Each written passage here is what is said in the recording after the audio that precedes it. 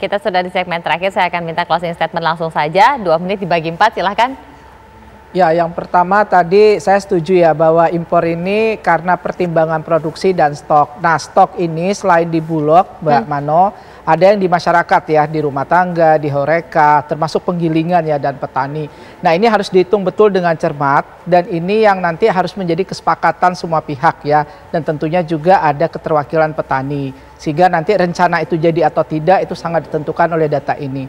Nah, yang kedua mengingatkan saja bahwa kepedulian kita kepada petani itu bahkan semakin dipertegas di Undang-Undang Cipta Kerja. Ada 2 pasal, pasal 14 dan 36, itu secara eksplisit menyatakan bahwa impor pangan atau pangan pokok itu harus memperhatikan kepentingan petani dan lainnya. Itu saja dari saya, Mbak Mano. Terima kasih. Silakan, Pak Tarto.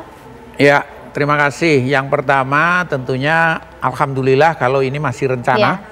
Dan mudah-mudahan tidak perlu terrealisasi, cukup yang ada di dalam negeri supaya pasarnya teman-teman di lapangan ini jelas. Yang kedua, dalam rangka antisipasi apa yang disampaikan oleh Bu Musdalifah tadi, kaitannya dengan bagaimana kita meningkatkan kualitas. Ini kami sudah berjuang terus-terusan tapi belum berhasil. Jadi 94% penggilingan padi yang jumlahnya sekitar 172.000 itu adalah penggilingan padi kecil yang tidak memiliki fasilitas pengering yang bagus. Mesin pengering yang tidak ada, kemudian alatnya juga kurang. Nah, karena mereka sebenarnya UMKM, tolong bisa diberikan kredit murah, tidak ingin dibantu gratis. Kredit murah seperti yang lain, nah hitung-hitungan kita ya sekitar ada yang sampai 2 miliar, kalau Pak Bayu tadi menghitung sampai 2,5 miliar.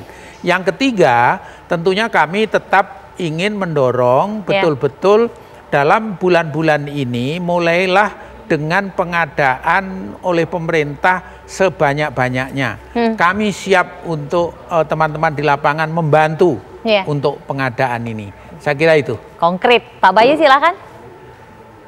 Ya, saya kira kita ngurusi beras ini udah berpuluh-puluh tahun lah. Kita punya pengalaman yang panjang mengenai perberasan. Jadi saya pikir teman-teman tidak perlu khawatir berlebihan. Kita tentu akan melakukannya dengan penuh pertimbangan dan yang di puncak pertimbangan itu adalah pertimbangan kepentingan petani sekaligus juga kepentingan konsumen. Ya.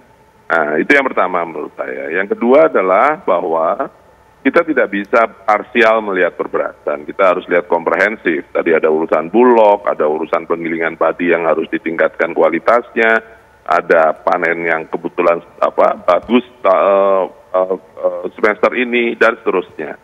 Jadi kita harus melihatnya secara lebih komprehensif dan untuk itu lagi-lagi setiap keputusan itu rasanya sudah dicoba diletakkan secara tepat dan bijak di dalam pandangan yang terpadu tadi. Saya sekali lagi, pertimbangan kepentingan petani dan konsumen selalu berada di atas.